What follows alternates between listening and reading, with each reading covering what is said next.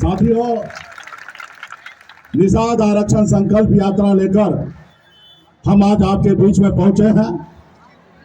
हमारी लड़ाई है इस देश में कि निषाद समाज के सभी उपजाति, बिन बिलदार, नुनिया, मला, चाय, तियर, बनपर, गोरी, तमाम हमारे 2200 कुरी को आरक्षण मिले। मेरा मानना है कि देश एक है, संविधान एक है, देश के चलाने वाला माननीय प्रधानमंत्री एक है, देश के गृह मंत्री एक है, फिर हमारे साथ भेदभाव क्यों? आप बगल में चले जाइए, बंगाल आएगा। बंगाल में निषाद समाज के सभी उपजाति को एससी का दर्जा मिला हुआ है। आप दिल्ली चले जाइए, वहां पे निषाद समाज के सभी उपजाति को आरक्षण मिला हुआ है एससी का, लेकिन बिहार या झारखंड या उत्तर प्रदेश में नहीं मिल रहा है। तो इसके लिए साथियों, हम लोग लड़ाई लड़ रहे हैं कि देश जब एक है तो हमारे साथ भेदभाव मत कीजिए और हमें भी आरक्षण दीजिए साथियों। तो इसके लिए आप सभी को, हम सभी को संघर्ष करना पड़ेगा। तो इस आजाद भारत में अगर सर उठा के जीना है, मान सम्मान अधिकार के साथ जीना है, अगर आप चाहते हैं कि आपके बच्चे अच्छी जिंदगी जिए, तो इसके लिए मात्र 2 काम करना है।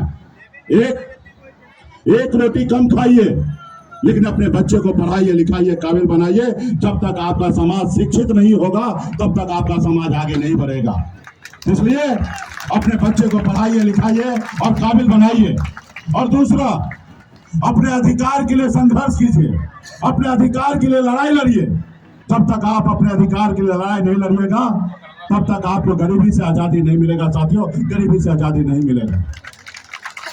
जैसे कभी हमारे पूर्वज सैकड़ों साल, 250 साल अंग्रेज से लड़ाई लड़ा, तब जाके देश आजाद हुआ। हमारे पूर्वज एक ही संकल्प के साथ लड़ रहा था कि हम देश को आजाद कराएंगे और हमारे आने वाला पीढ़ी जो है वो सर उठा के जिएंगे। लेकिन देश तो आजाद हुआ सही में, लेकिन खास करके निषाद समाज के सभी उपजाति को गरीबी से आजादी नहीं मिला साथियों, गरीबी से आजादी नहीं मिला। आज मुझे लड़ाई है।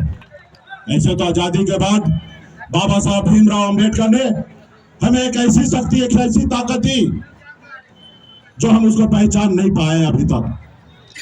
पहले राजा के घर में रानी के कोख से बच्चा जन्म लेता था, वही राजा बनता था, राजा का बेटा राजा बनता था। लेकिन बाबा साहब भीमराव अंबेडकर ने जो संविधान बनाया, उसमें कहा कि अब राजा का बेटा राजा नहीं बनेगा, रानी के कोख से बच्चा जन्म ले वही राजा नहीं बनेगा। अब इस देश का राजा वही बनेगा जिसके पास वोट होगा, वही राजा बनेगा। वो आपको एक वोट गिराने का ताकत दिया, लेकिन आप अपने वोट को नहीं पहचान पाए। और जो समाज अपने वोट को, ताकत को समझा, वो समाज देखिए कितना आगे निकल चुका है। जैसे हमारे आदरणीय लालू प्रसाद यादव जी, मुलायम सिंह यादव जी, बहन मायावती जी, स्वर्गीय पासवान जी, इन लोगों ने अपने वोट को, ताकत को समझा। जब लालू जी ने अपने वोट को, ताकत को समझा, तो उन्होंने दल बनाया, और जब दल बनाए तो उनके लोगों ने उनको साथ दिया, और जब उनके लोगों ने साथ दिया तो बिहार का 15 साल मुख्यमंत्री बने रहे साथियों, 15 साल मुख्यमंत्री बने रहे। और वो पैसे के दम पे नहीं बने, वो वोट के दम पर बने। इसलिए साथियों, वो वोट आपके पास भी है, वो ताकत आपके पास भी है। जैसे कभी हनुमान जी के पास शक्ति था, लेकिन उनको अंदाजा नहीं था कि हम 7 समुद्र पार कर सकते हैं। जब हनुमान जी को याद दिलाया गया कि हे प्रभु, आपके पास अपरंपार शक्ति है, आप 7 समुद्र पार कर सकते हैं, तो हनुमान जी का एहसास हुआ और 7 समुद्र पार जाके रावण को लंका जलाने का काम किया साथियों। वही शक्ति, वही ताकत आपके पास भी है, सिर्फ जरूरी है अपनी शक्ति को पहचानना। काश अगर हमारे समाज में 30-40 साल पहले कोई नेता, लालू प्रसाद जी जैसे नेता जन्म लेते और मजबूती से समाज के लिए लड़ाई लड़ते, तो आज हमें निषाद को आरक्षण मिल गया रहता, एससी का दर्जा मिल गया रहता। और जब आरक्षण मिल गया होता तो क्या लाभ मिलता, मैं बताता हूं। आज यूपी में जाइए, बिहार में घूमिए, झारखंड में घूमिए, एक भी निषाद का बेटा कलेक्टर नहीं है।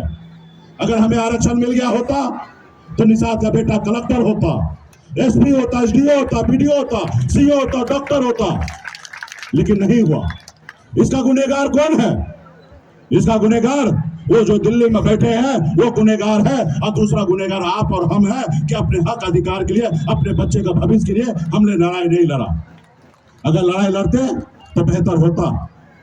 आज पिछले 9-10 सालों से मैं संघर्ष कर रहा हूं, लड़ाई लड़ रहा हूं।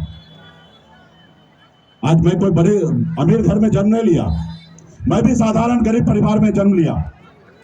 पिताजी मछली मारते थे, दादाजी मछली मारते थे, ऐसे घर परिवार में जन्म लिया। 18 साल की उम्र में, जिस उम्र में बच्चे को घर में रहना होता है, अपने माँ बाप के साथ रहना होता है, उस उम्र में घर परिवार को छोड़कर बम्बई जैसे शहर चला गया। वहां मेहनत किया, मजदूरी किया, संघर्ष किया और संघर्ष के बदौलत बम्बई जैसे शहर में कामयाबी का झंडा मैंने गाड़ा।